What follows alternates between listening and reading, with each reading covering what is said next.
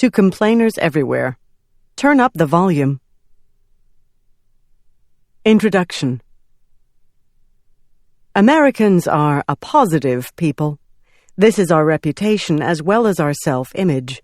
We smile a lot and are often baffled when people from other cultures do not return the favor. In the well-worn stereotype, we are upbeat, cheerful, optimistic, and shallow, while foreigners are likely to be subtle, world-weary, and possibly decadent. American expatriate writers like Henry James and James Baldwin wrestled with and occasionally reinforced this stereotype, which I once encountered in the 1980s in the form of a remark by Soviet émigré poet Joseph Brodsky to the effect that the problems with Americans is that they have never known suffering. Apparently, he didn't know who had invented the blues. Whether we Americans see it as an embarrassment or a point of pride, being positive, in affect, in mood, in outlook, seems to be ingrained in our national character. Who would be churlish or disaffected enough to challenge these happy features of the American personality? Take the business of positive affect, which refers to the mood we display to others through our smiles, our greetings, our professions of confidence and optimism.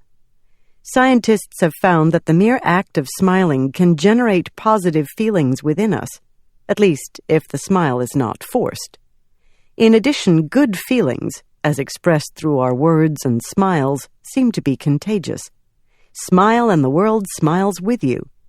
Surely the world would be a better, happier place if we all greeted one another warmly and stopped to coax smiles from babies, if only through the well-known social, psychological mechanism of mood contagion. Recent studies show that happy feelings flit easily through social networks, so that one person's good fortune can brighten the day even for only distantly connected others.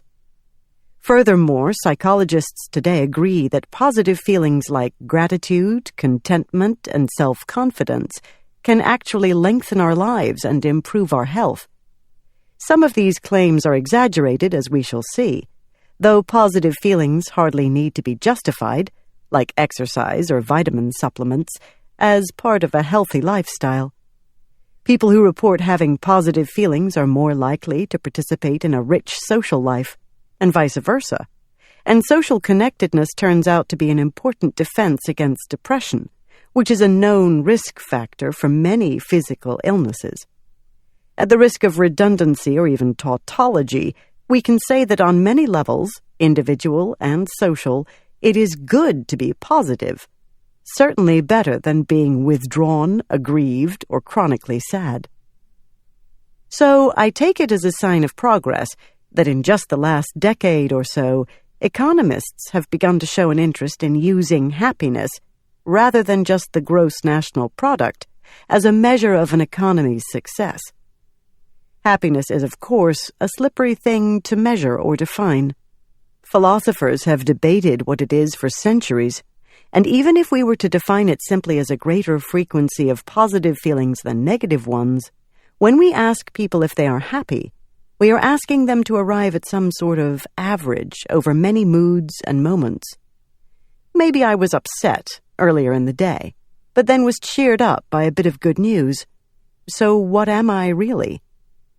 In one well-known psychological experiment, subjects were asked to answer a questionnaire on life satisfaction, but only after they had performed the apparently irrelevant task of photocopying a sheet of paper for the experimenter.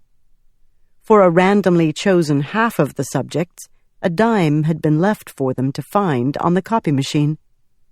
As two economists summarize the results, reported satisfaction with life was raised substantially by the discovery of the coin on the copy machine, clearly not an income effect.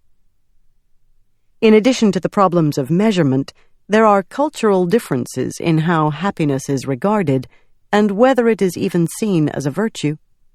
Some cultures, like our own, value the positive affect that seems to signal internal happiness. Others are more impressed by seriousness, self-sacrifice, or a quiet willingness to cooperate. However hard to pin down, though, happiness is somehow a more pertinent metric for well-being, from a humanistic perspective, than the buzz of transactions that constitute the GDP. Surprisingly, when psychologists undertake to measure the relative happiness of nations, they routinely find that Americans are not, even in prosperous times and despite our vaunted positivity, very happy at all. A recent meta-analysis of over 100 studies of self-reported happiness worldwide found Americans ranking only 23rd, surpassed by the Dutch, the Danes, the Malaysians, the Bahamians, the Austrians, and even the supposedly dour Finns. In another potential sign of relative distress, Americans account for 2/3 of the global market for antidepressants, which happen also to be the most commonly prescribed drugs in the United States. To my knowledge, no one knows how antidepressant use affects people's responses to happiness surveys. Do respondents report being happy because the drugs make them feel happy? Or do they report being unhappy because they know they are dependent on drugs to make them feel that way? Without our heavy use of antidepressants, Americans would likely rank far lower in the happiness rankings than we currently do. When economists attempt to rank nations more objectively in terms of well-being, taking into account such factors as health, environmental sustainability, and the possibility of upward mobility, the United States does even more poorly than it does when only the subjective state of happiness is measured. The Happy Planet Index, to give just one example, locates us at 150th among the world's nations.